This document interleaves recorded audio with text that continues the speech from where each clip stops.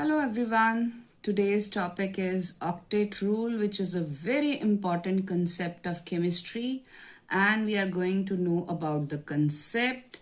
Secondly, I will be sharing why octet rule is significant, why it is important. Okay, what are the benefits of octet rule? And of course, with the help of examples. Not to forget, there are limitations, exceptions in the chemistry where the octet rule is violated. Still, the molecules are stable. So we got to know all the four these parameters.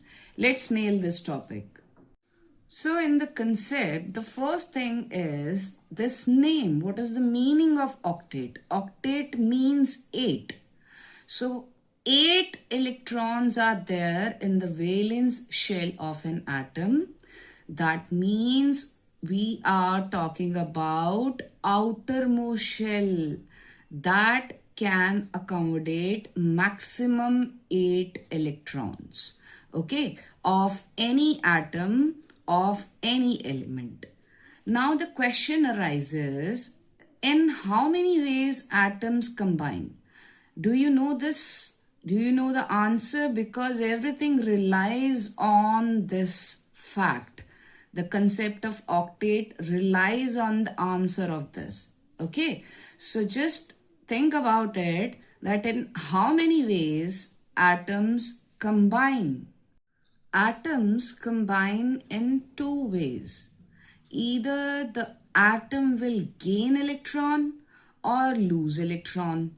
Okay, to complete the octet. That means it wants to have 8 electrons in the outermost shell. And when it is gaining or losing electrons, the type of bond which is formed is always ionic bond, or we can say electrovalent bond. Now the second way is atoms can combine by sharing electrons in order to complete their octet.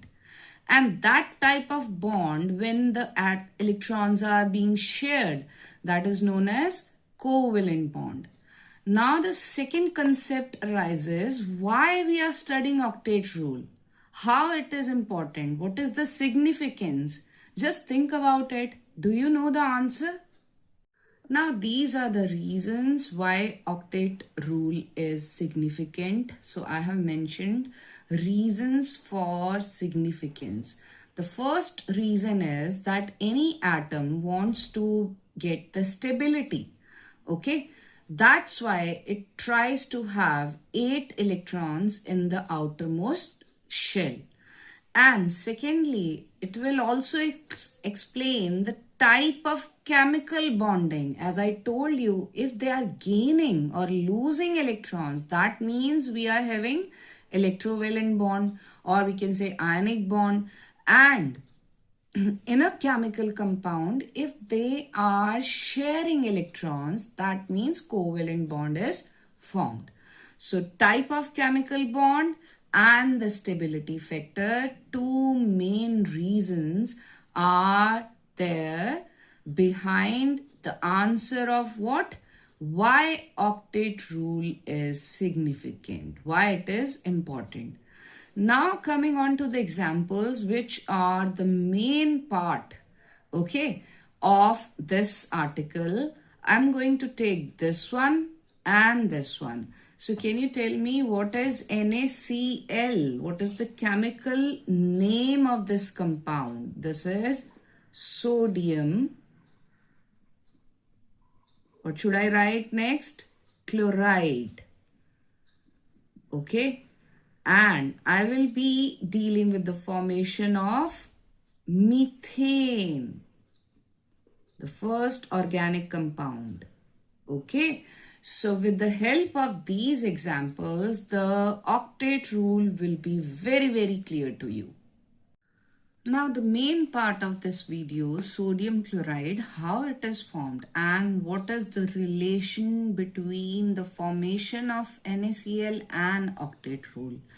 In octet rule, as I told you, we want to have 8 electrons in the outermost shell. of each atom, whether it is of sodium or chlorine, right? So now we must know the atomic number of each element involved. Sodium atomic number is 11. What about chlorine? Atomic number is 17. Okay, the first step. Right, now the next step will be what is the basic electronic configuration. That means how will you distribute the electrons in various shells. This is having 2, 8, 1, KLM. Right, now chlorine, similar manner, 2, 8, 7. So what will be the next step? As you can see here, one electron is extra. If the sodium loses this electron, its octet will be complete. And if chlorine attains or gains one electron, its octet will get completed. So here we have sodium with 2, 8, 1, right? So I'm putting the arrow over here. Now next is chlorine and it is 2, 8, 7. As I told you, it will lose one electron. So that means one electron is lost. So the sodium is losing one negative particle. So the charge will be 1 plus, or simply plus will work well. So we can write Na plus, right? Now, what is the electronic configuration of this ion? This is having positive charge. Okay, so it is becoming 2, 8. Now, the chlorine will gain one electron. Okay, so it will become, it is gaining negativity, so it is -1, right? And it is having electronic configuration, that means 2, 8, 8. Now the octet is complete. So which type of bond is there? Since it is losing and gaining of electrons, this is ionic bond. Okay. Still the question arises how the bond formation has taken place. So do you have any idea about crisscross method? Crisscross method. Now we will be forming the bonds of this one and this one to get NaCl, and that too in a stable manner. So for that we should know about the crisscross method. Okay, now Na plus is here and Cl minus charges here. Now these will get interchanged in the subscript of each other. So this -1 comes over here, this +1 comes over here. They are cancelled out. We don't have to literally write 1 and 1 because it is understood. If nothing is written, that means 1 is there. Okay, so it will form NaCl, which is stable sodium chloride compound. Okay. Now let us deal with the second example. Now this is methane, CH4, that means 1 atom of carbon and 4 atoms of hydrogen.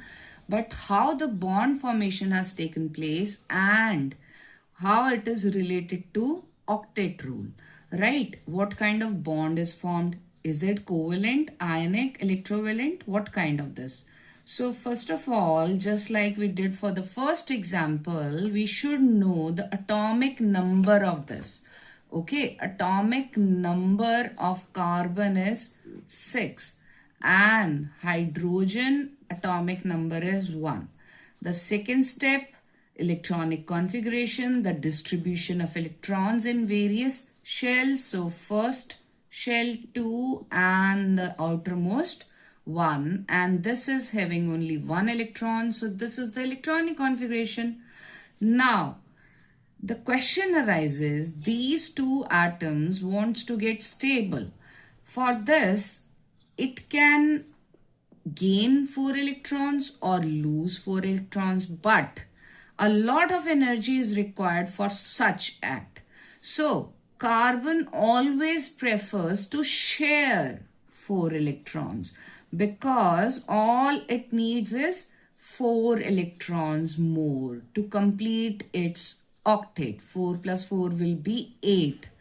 Now the hydrogen is, what is the amount of electron? It needs only 1 electron to complete its duplet, which is the outermost shell of this. Because as you know, as per 2n square rule, the first K shell can have maximum 2 electrons. The 2n square rule I'm talking about.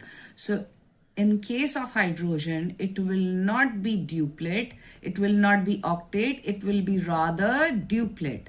Okay, so hydrogen also shares electrons with carbon. How? I just tell you.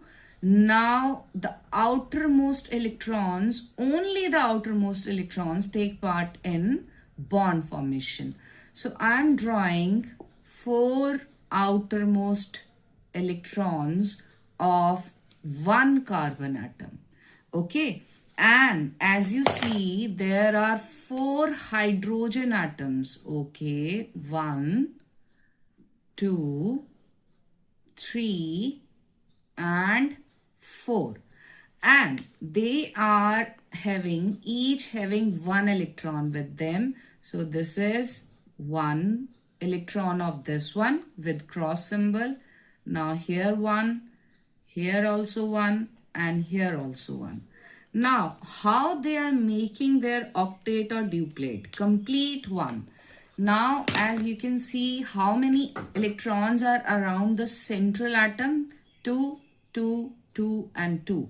All these are basically 8. So the octet of the C atom is complete. How? Because it is sharing 4 electrons. And the duplet of each hydrogen atom is completed like this. Okay, it is sharing. It is just sharing electrons with carbon atom. So this kind of structure is there, and this is the basic organic compound, the first one, methane. And if you know something about organic chemistry, this kind of structure is formed, okay, for methane. And the type of the bond formed is always, because sharing of electrons is there, so it is a covalent bond. Okay, so very stable after applying the rule octet and duplet. Now comes the question, do you know the limitations, which are the drawbacks of octet rule? Either this rule is 90% successful to justify, to clarify each kind of, compound formation, still there are some drawbacks. What are those? The atoms or the molecules are stable, are existing in nature, but violating octet rules. So let us know this. Exceptions and limitations or drawbacks are very, very important, because these are going to be in the exams and the probability is 99.9%. Okay, you must know which kind of things octet rule could not explain so far. Scientists are still working on it. Number 1, in molecules, these molecules, when beryllium is combining with 2 atoms of hydrogen, when beryllium is combining with 2 atoms of chlorine, or it is making bond with 3 atoms of fluorine. In all such molecules, the central atom has less than 8 electrons. And in the valence shell, of course, we are talking about the outermost shell, okay? Even then, these are stable molecules. So, octet rule cannot justify this, okay? So, next I'm taking if phosphorus is making bond with 5 atoms of fluorine, or sulfur is making bond with 6 atoms of fluorine, in these two molecules, central atom has more than 8 electrons. Here it was less than 8 electrons. Here it is more than 8 electrons, yet stable. So how it is feasible? The answer is not yet revealed with proper justification.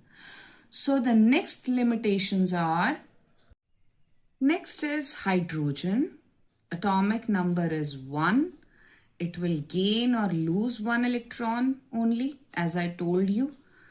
But here the concept is of duplet, not octet. Yet it is stable. How? Because why the hydrogen is not leaving 1 electron? Okay. Or it is gaining 7 electrons to complete the octet. To have octet means 8 electrons in the outermost shell.